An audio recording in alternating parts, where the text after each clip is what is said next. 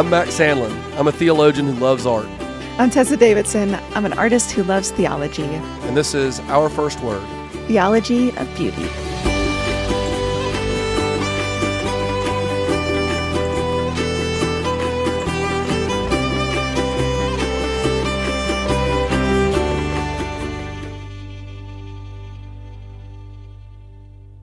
So welcome back. We're talking today about what is beauty? What is it like? And we're drawing on Roger Scruton's little book, Beauty, A Very Short Introduction. We're going to walk through 7 platitudes, he calls them, 7 little simple axioms or statements he thinks, if you know what beauty is, you can't not know that these are true, is kind of how he approaches it.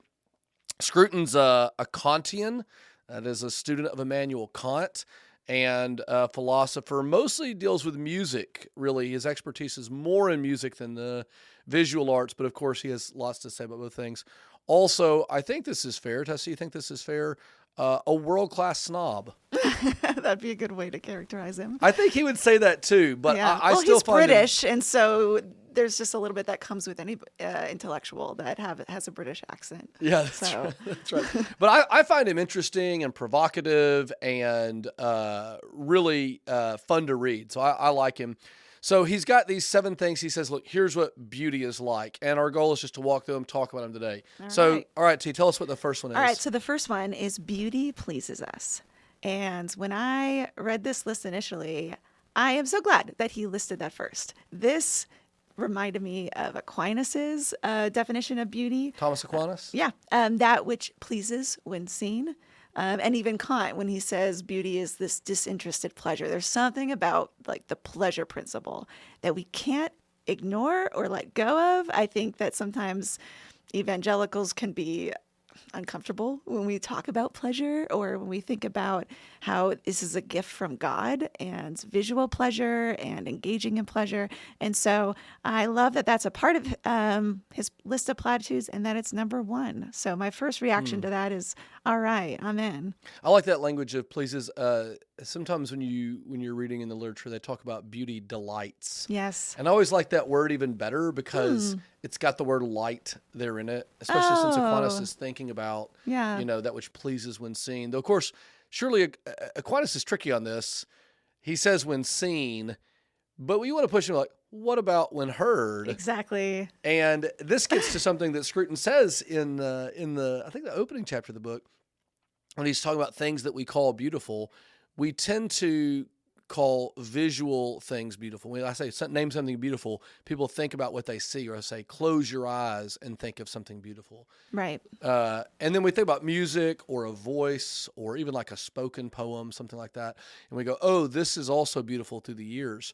But it's very rare for us to like have a delicious sandwich and say, this is a beautiful sandwich in reference to what it tastes like in our mouth. Yes. Or the feeling of like, I like those weighted blankets. Do you like weighted blankets?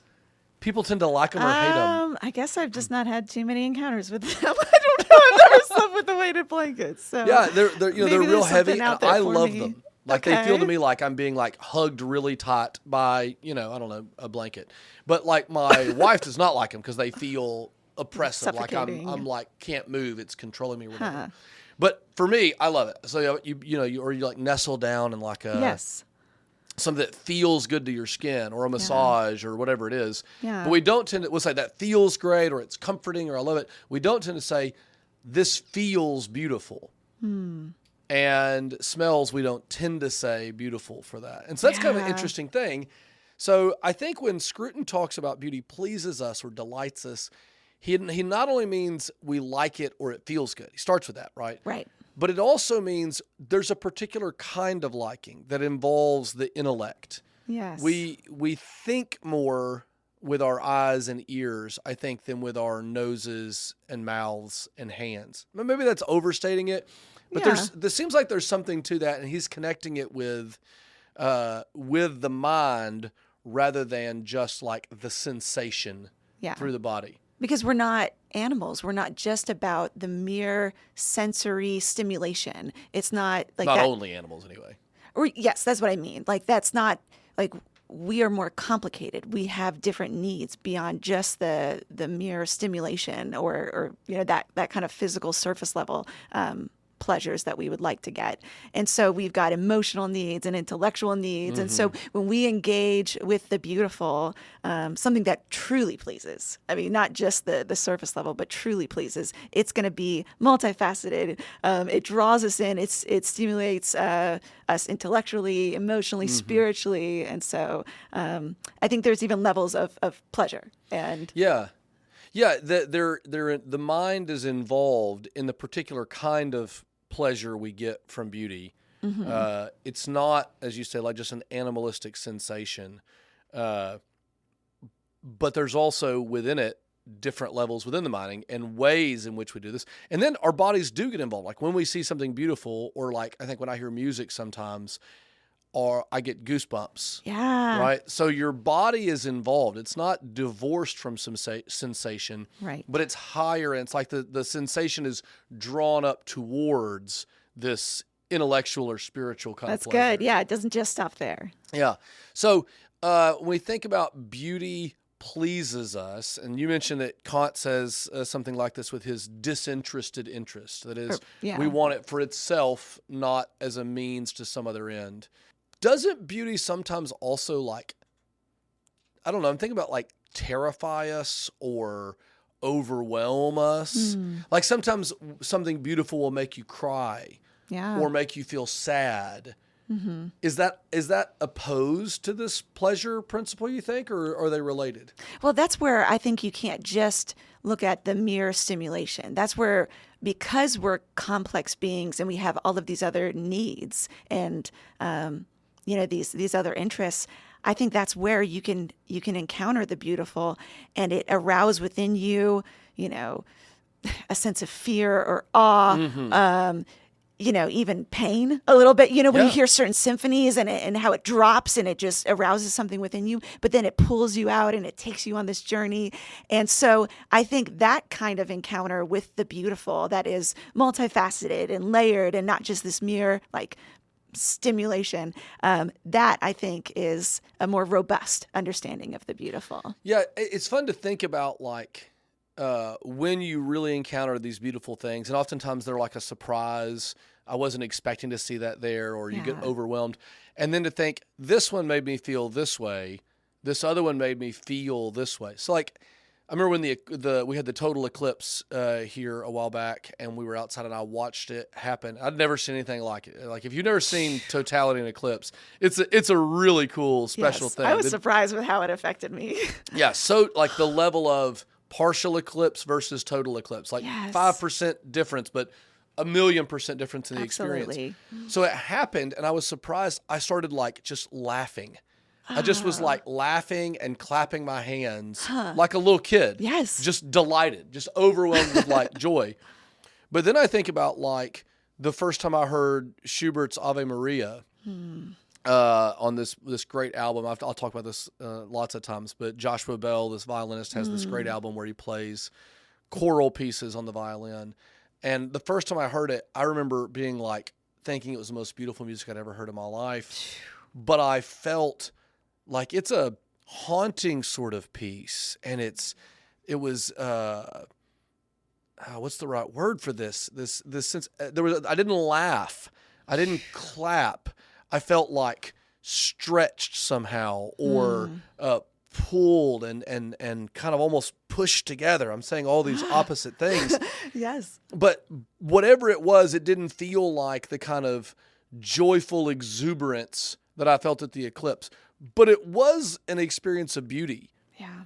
And it also, like you said, maybe like it hurt in a sense. Yeah. We say like it pulled at your heartstrings. Yes, it But pulls us apart in a way. Yeah. I mean, it's almost like we have encountered death in that moment in just a strange mystical way. We push up against that. But what I'm thinking about is, does that mean that didn't please me? And I would say, oh no, no. I loved it. It was great. It was intensely pleasurable, but not the same sort of experience of pleasure that I got from, this piece or this other thing. Yeah. So like, I think on all these things, these platitudes he has, oftentimes there's a way of saying them in a shallow or simple or wooden kind of way, and he's always pointing at something more than that. Mm-hmm. These are like openings to talk about it. So even if we say, sometimes there's like a melancholy that comes with beauty, Yeah. you know,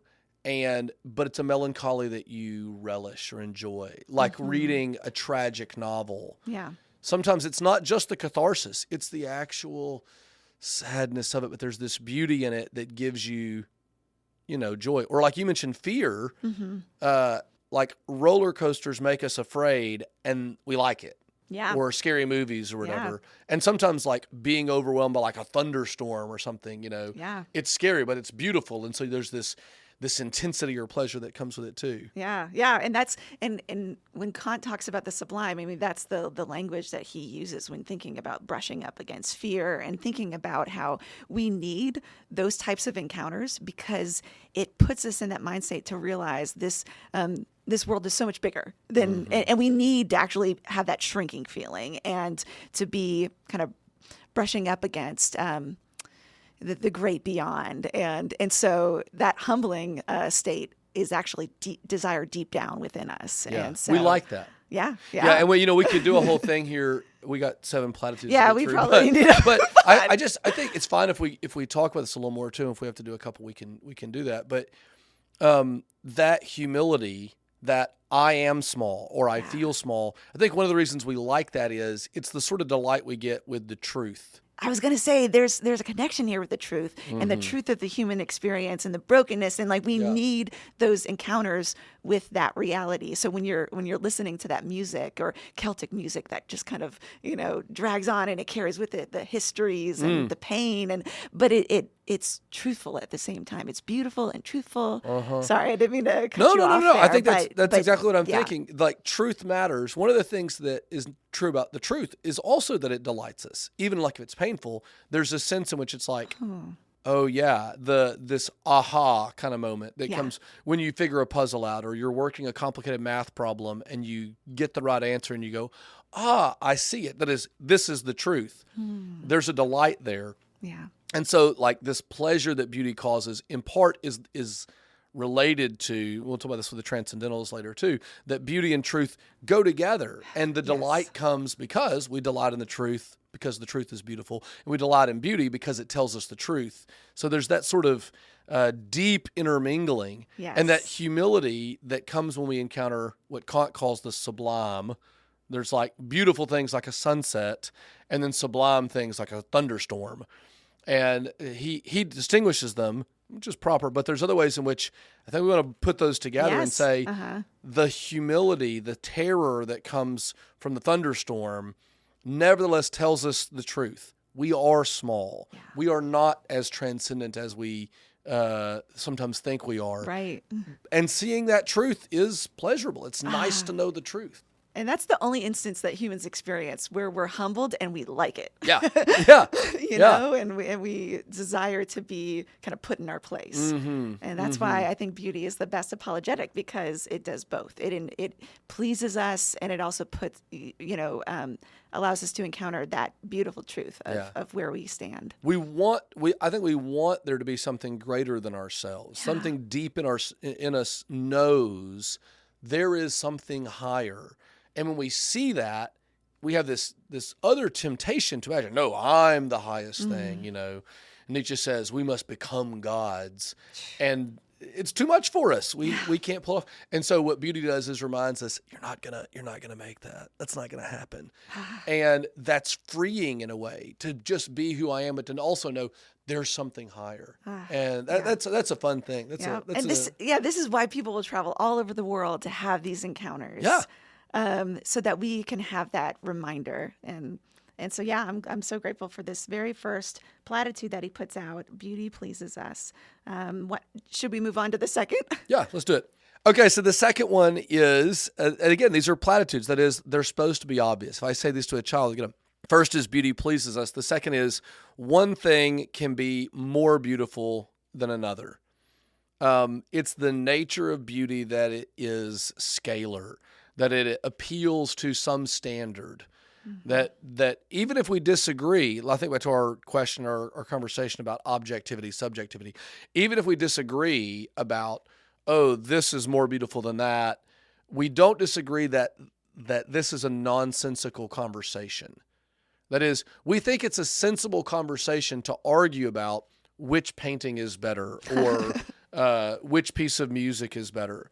Yeah, that's even a good if we point. say we don't. Even us, just the fact of us arguing and engaging in that argument points to the fact that there does seem to be a hierarchy within. Yeah. beauty. We can't, and if we know about the nature of beauty, we know some things are at one level, some things are at another level. Yeah. And that assumption of a standard matters to us. I think it matters for the discussion of what beauty is, and we'll talk about its relationship to theology. Yeah. This is sort of like, mention Aquinas again. He has these 5 ways of knowing that God exists. Relevantly, not 5 proofs for God's existence, which is how we often talk about him, but rather ways of knowing.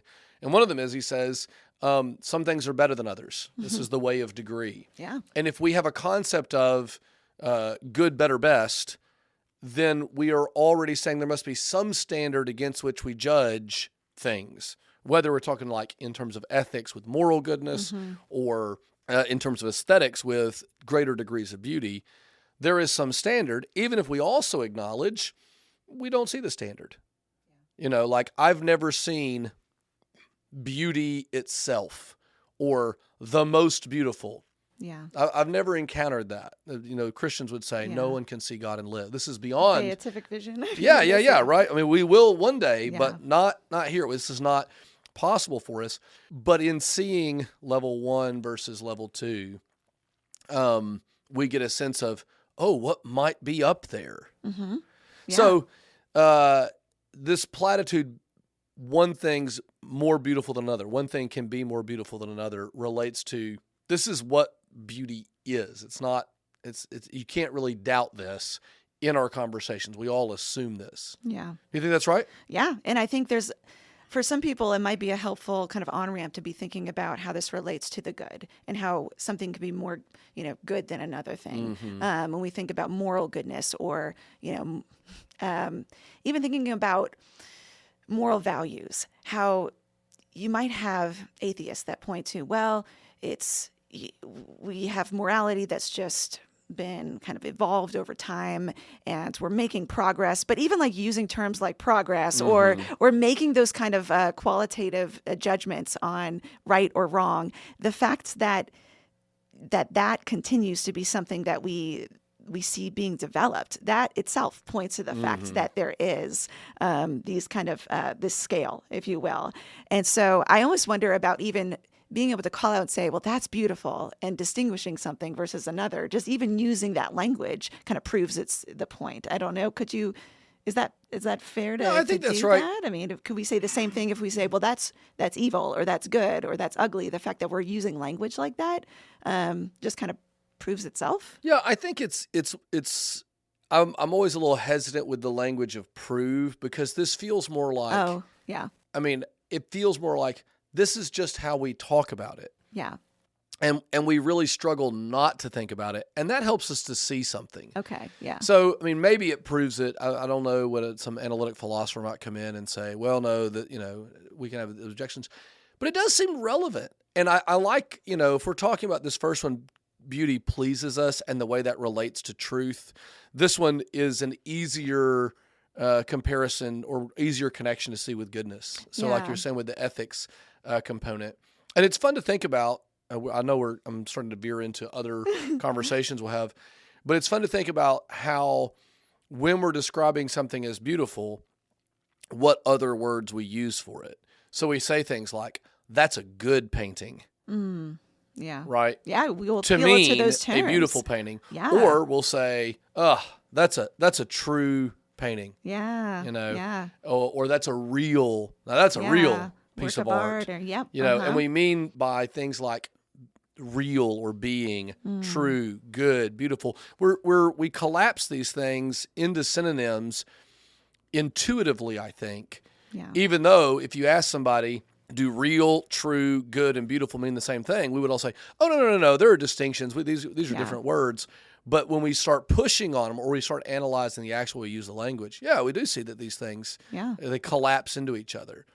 So, the idea of a standard is implied in these different levels of beauty, and you don't have to be able to name the standard. Like if you're, like you said, an atheist, or even maybe somebody who's like, a Hindu or something like that, where you have a different conception of what God might be than a Christian understanding, you nevertheless still talk about levels, gradations of beauty, a kind of hierarchy within the beautiful. And that's all Scruton wants to say at this point. It's just to say, look, when we talk about beauty, here's what it is. One thing's more beautiful than another, and everyone talks that way all the time. This is an obvious point. Yeah. So the other stuff is maybe we're taking an ex-philosophical or intuitive step, and I'm perfectly comfortable with that. But even if you're like, I'm not a Christian, I don't buy anything about an eternal standard of goodness and beauty in God, okay, cool. But don't you think some things are more beautiful than others? Right. Yeah. Just how we talk about it. And also, it can be more beautiful because things can be distorted. Just the fact that we can take the good or the beautiful and we can distort it, we can pervert it. I think that, the fact that we talk about things being ugly is kind of pointing to that distortion. Mm-hmm. So that's how things can be less beautiful. And also things can also seem less beautiful. As humans, we have this proclivity to not only be bent against God, but also to be blind toward him. Mm-hmm. And so sometimes things can seem less beautiful when actually it's our own vision that is off. So I think we have that sense of the less beautiful on two accounts, both in the distortion as well as in our perception. Yeah. And so, so I don't know. What do you... I think that's right. It's a nice connection too to some other conversations we're going to have, that the reality of its beauty is not affected by my mood or whether I had coffee and sugar at breakfast instead of some healthy protein, but certainly my ability to see it. Yeah. But then the other point, the thing can be distorted. Yeah. If we went to the Mona Lisa and painted a mustache on it, it would not be as beautiful. We would mess it up. Right. Yeah, and that's what Duchamp did. I don't know if you're aware. Yeah. So we do something different, but we are marring the beauty that was the Mona Lisa. Maybe we're creating something else beautiful, but we are messing that up. Right. And so one beauty is lost. Even if you say, oh, but there's another beauty or a deeper truth that's gained, that's fine. But this particular beauty we were looking at has been marred or lost. Yes. And the fact that that's possible means that this gradation when somebody exists. Sings out of tune or that kind of thing where we're marring that beauty. But then at the same time, I think one of the issues with this statement, or that some people might perceive, is sometimes we are quick to compare apples with oranges sometimes. And I had a student, I said, this past summer, I said, what would be a case to kind of point out how beauty can be objective? And they said, well, obviously, lions are more beautiful than frogs. I agree. I actually hate frogs, but I think that's related to my own phobia rather than.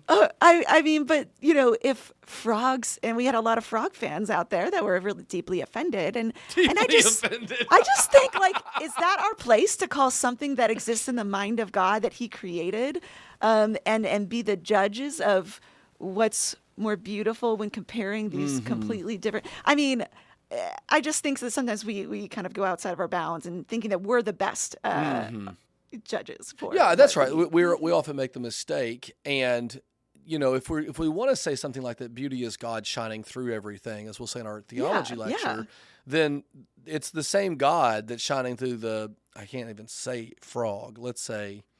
Wow, that really threw you. I have a phobia of frogs. I hate them. Why? I'm scared to death of them. It's irrational, they but there are it God's is. created. I believe it. Creatures. I believe it, but I don't like them. I do not like them. Wow. Yeah. For a great artist, you're saying I don't like your work. No, I'm saying I'm irrational. I'm blind. This is like a spiritual intervention about frogs here this morning.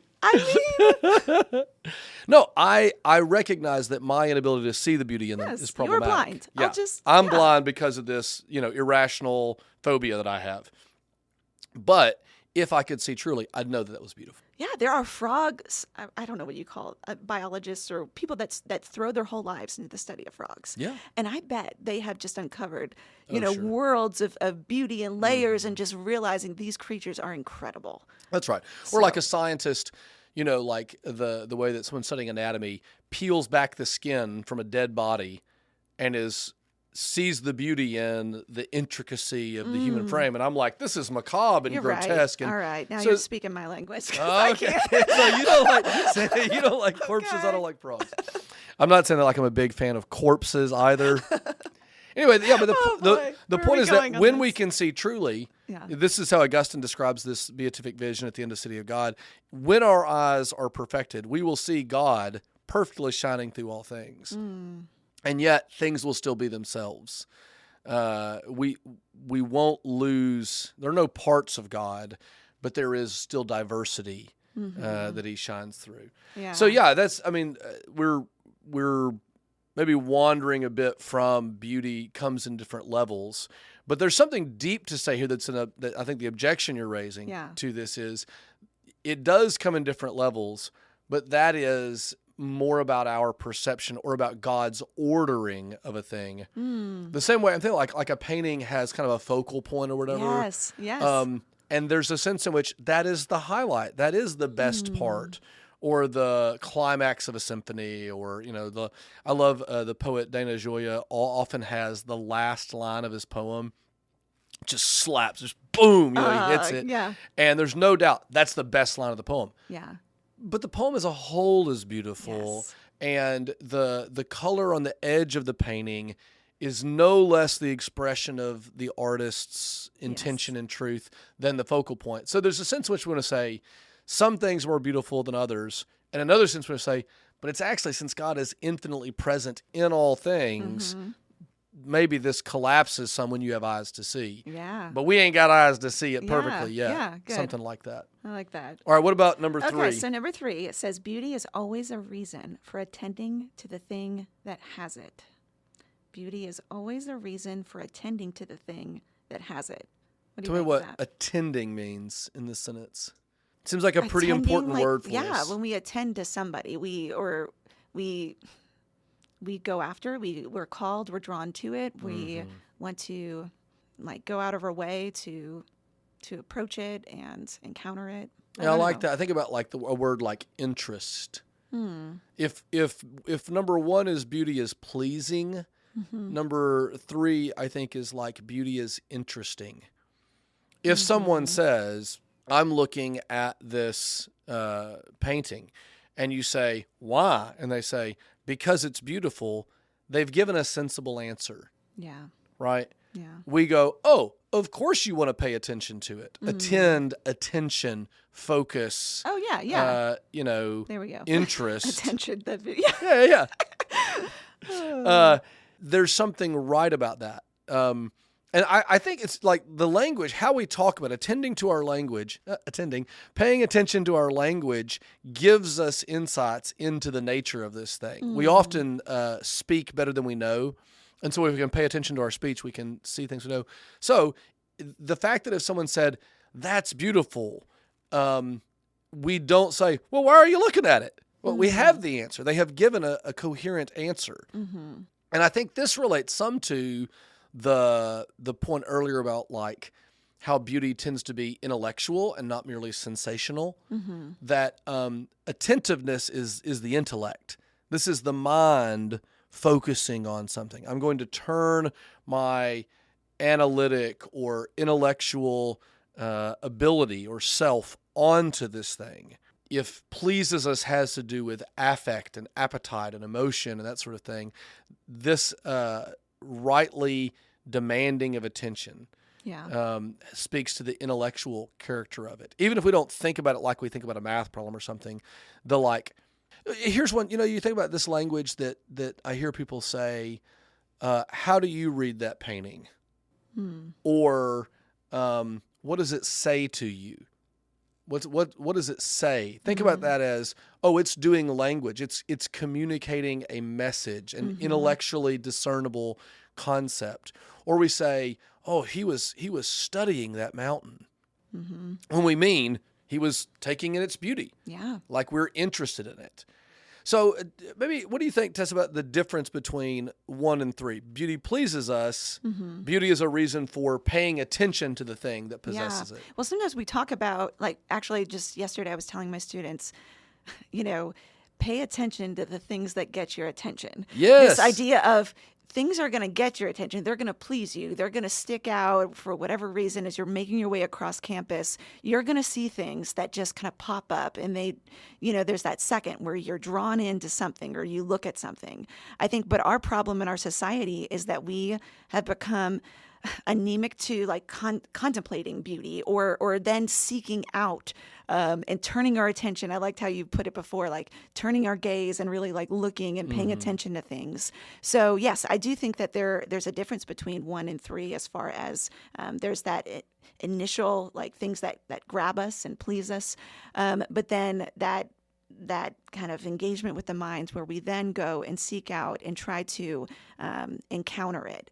And that's something that our society, we're just so malformed to wanting to sit before the beautiful and allow those thoughts to kind of rise up and to be paying attention to how it's affecting us.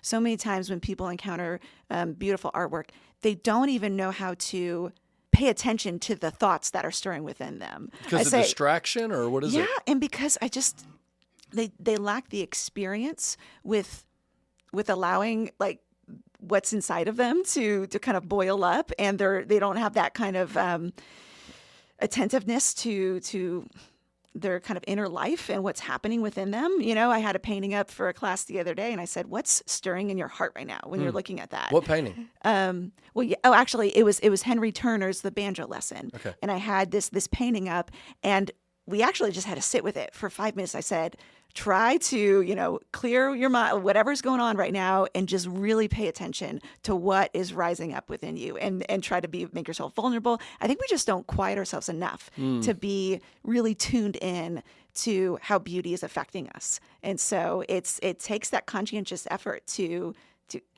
sit and listen and be able to be receptive to what you could receive. Yeah, I think focus is like a muscle. There's a sense in which, I'm always a very scattered person. This is the discipline of, I'm going to sit and meditate on, attend to. David in the Psalm says, I meditate on your laws through the watches of the night. And I think, you mean you're like sustaining focus on Leviticus at 2 a.m.? Yeah. I would fall asleep. and David's like, no, I was seeing something here.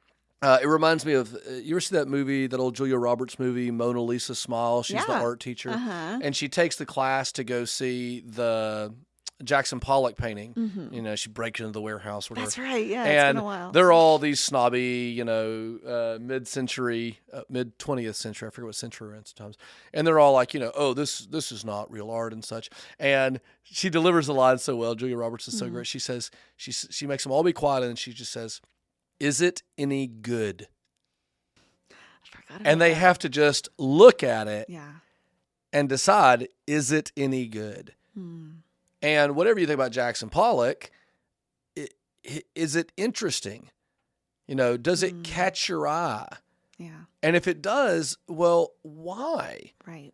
And so I like that language you were saying of pay attention to what catches your attention. And I think about this is biblical language, but catches your eye is a good expression, a little hook that almost pulls your gaze over. Yeah. But then I love this language you see sometimes in Scripture, like in Acts 4, when the blind man is about to be healed by Peter, or the lame man at the gate, be healed by Peter, and it says Peter fixed his eyes on him. And for this attentiveness, I think about that expression, to fix your eyes, to attach your eyes to whatever is beautiful. And that is the proper response. If something is beautiful, it holds our attention, we say. And to the extent that we can't get our attention held, this is a lack of our own ability to see it as beautiful. Yeah. That is, we don't see it as beautiful once we're bored by it. we're missing something in that way. Oh, that's so good. And it's a muscle we got to develop. And I love the example where they're looking at the lame man at the gate called Beautiful. Oh, yeah, And that's right. I they was gonna turn think their about that. attention to this lame man and realizing this can be a sight for even greater beauty to come forth. Okay, I see that now. I'm stuck with number 4. And this is the one I think that's the most complex, the hardest to understand of Scruton's Platitudes. He says, beauty is the subject matter of a judgment. And then he says, the judgment of taste. So part of what he means by taste is like the ability to rightly discern what is more beautiful than what else. And this is something I know you and I have both argue with Scruton about, back like our lions and frogs example. Yeah. But it also does seem right that it is possible to cultivate good taste. Yes. And the judgment piece relates to number 2, one thing is more beautiful than another. The judgment is, I am now going to stand in judgment upon the relative beauty of this thing, and I will judge it based upon this capacity called taste. So a child might not have an eye to discern that, let's take like medieval artwork.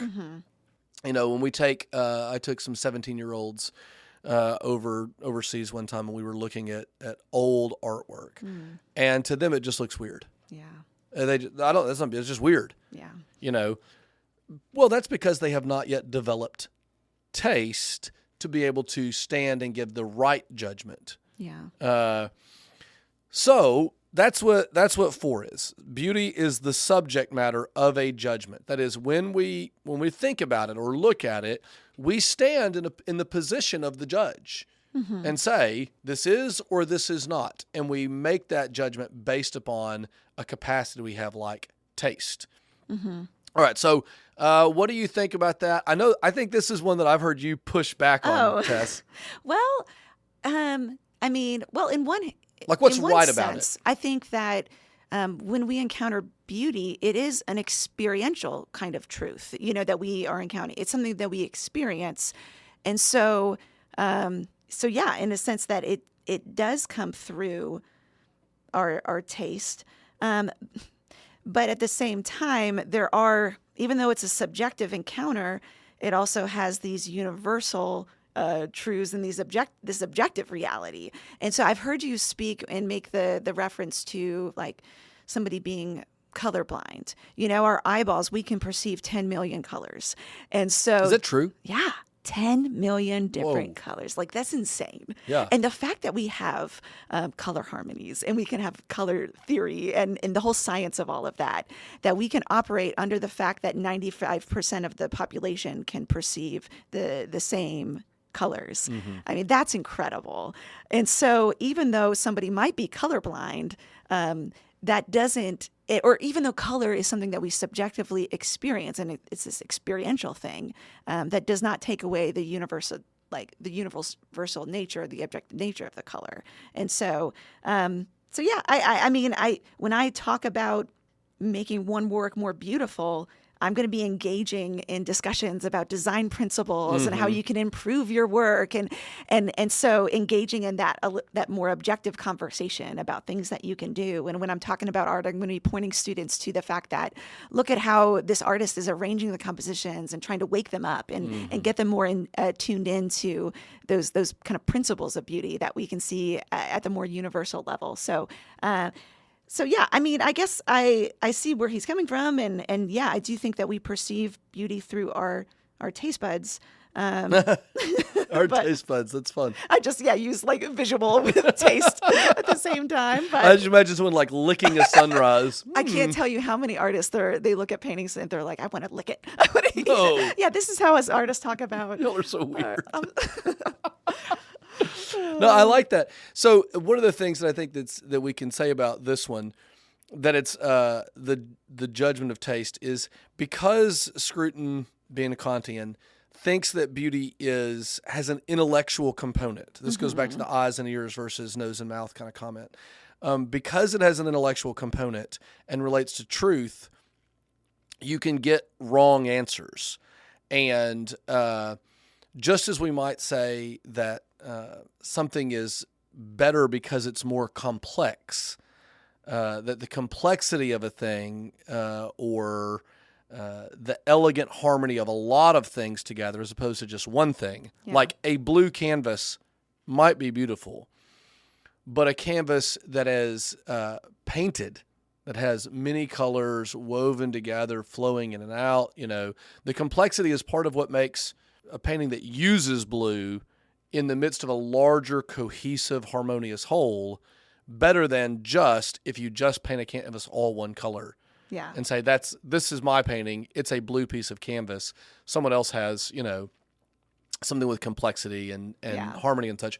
Oh, well, I can, by judgment of taste, say, oh, this is a better painting, even if I'm like, well, I like that color blue better. It just strikes my fancy. Yeah. So he tends to give an example, I think, in a lot of his musical treatment about like how classical music, Mozart or Bach or somebody, is doing something better, a higher level of music, a more beautiful music than the Beatles. The Beatles, I think, of course, are like perfect. I love the Beatles. Yeah. But it is also true that they're playing, 6 chords oftentimes. Pop music in general is very simple. Or my favorite kind of music, country music, classically the line is country music is just 3 chords and the truth. And there's something right about that. But classical music with multiple instruments, multiple layers, multiple harmonies, all that kind of stuff, Scruton would say, those with taste can see this is better than that. Okay. And there's a sense which I think, yeah, that's right. And another sense in which I'm like, says who? Yeah. Because it's 3 chords and the truth. And to me, that's the thing that I want to push on this and say.